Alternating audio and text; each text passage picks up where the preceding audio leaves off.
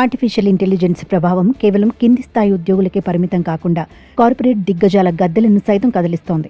సాంకేతిక రంగంలో వస్తున్న పెను మార్పుల నేపథ్యంలో పాతతరం సీఈఓలు తమ బాధ్యతల నుంచి తప్పుకోవడమే సంస్థలకు శ్రేయస్కరమని భావిస్తున్నారు.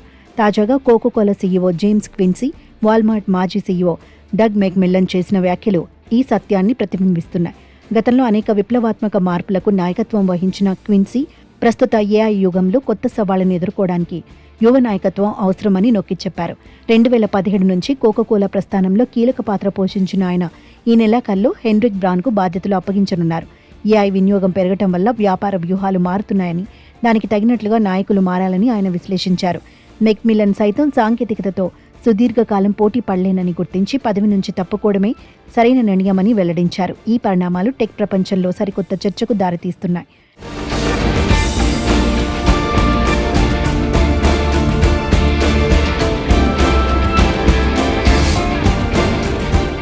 సాంకేతిక పరిజ్ఞానం పెరుగుతున్న కొద్దీ నాయకత్వ లక్షణాల్లోనూ మార్పులు రావడం సహజం.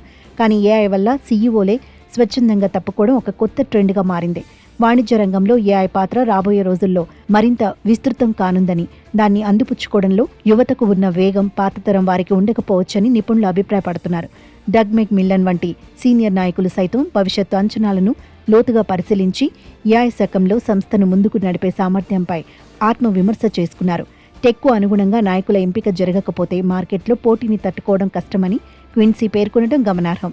కేవలం ఐటీ రంగమే కాకుండా రిటైల్, పానీయాల వంటి రంగాల్లోనూ కృత్రిమ మేధ ప్రభావం తీవ్రంగా ఉందని ఈ రాజీనామాలు నిరూపిస్తున్నాయి.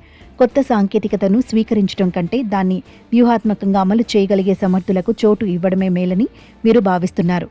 సంస్థల పురోగతి కోసం తమ వ్యక్తిగత హోదాలను పక్కన పెట్టి మార్గం సుగమం చేయడం వారి దూరదృష్టికి నిదర్శనం. ఏఐ విప్లవం కేవలం పనితీరును మాత్రమే కాకుండా కార్పొరేట్ అధికారాన్ని కూడా పునర్నిర్వచిస్తోంది.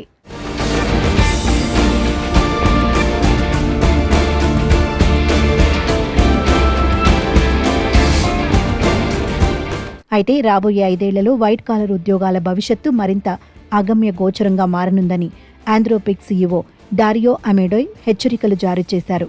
ముఖ్యంగా లీగల్, కన్సల్టింగ్, అడ్మినిస్ట్రేషన్, ఫైనాన్స్ వంటి రంగాల్లో ఏఐ వల్ల సుమారు 50% మంది ఉద్యోగులు ఉపాధి కోల్పోయే ప్రమాదం ఉందని ఆయన విశ్లేషించారు. ఇప్పటి వరకు కేవలం ఎంట్రీ లెవెల్ ఉద్యోగాలకే ముప్పు ఉందని భావించినా ఇప్పుడు సీనియర్ మేనేజ్మెంట్, సీఈఓ స్థాయిల్లోనూ మార్పులు మొదలయ్యాయి. ఏఐ ప్రాసెసింగ్ వేగం, డేటా విశ్లేషణ సామర్థ్యం ముందు మానవ మేధస్సు వెనుకబడిపోతుందనే ఆందోళన వ్యక్తమవుతోంది. ఈ నేపథ్యంలో ఉద్యోగులు తమ నైపుణ్యాలను నిరంతరం మెరుగుపరుచుకోవాల్సిన అవసరం ఏర్పడింది. లేదంటే కృత్రిమ మేధతో ఏర్పడే ఈ డిజిటల్ సునామీలో కొట్టుకుపోయే ప్రమాదం ఉందని నిపుణులు హెచ్చరిస్తున్నారు. భారీ సంస్థలు ఇప్పటికే ఏఐ ఆధారిత నిర్ణయాత్మక వ్యవస్థలను అమలు చేస్తున్నాయి. ఈ మార్పు కేవలం ఉద్యోగాల కోతకే పరిమితం కాకుండా కొత్త తరహా నాయకత్వానికి నాంది పలుకుతోంది. మొత్తానికి ఏఐ ప్రభావం కార్పొరేట్ ప్రపంచాన్ని సమూలంగా మార్చేస్తోంది.